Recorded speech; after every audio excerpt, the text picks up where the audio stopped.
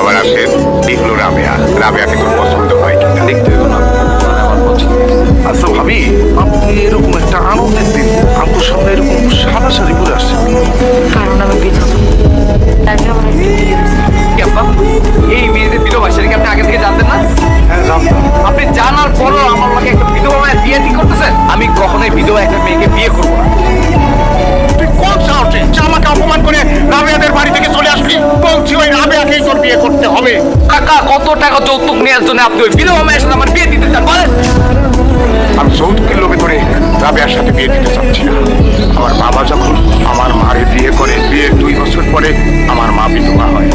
আমি নিজে দেখেছি তার যন্ত্রণা। আমার মা বাইরে যেতে পারতো না, সমাজের লোক তাকে নানান রকম কথা বলতো, তাকে অবহেলা করতো, অবজ্ঞা করতো।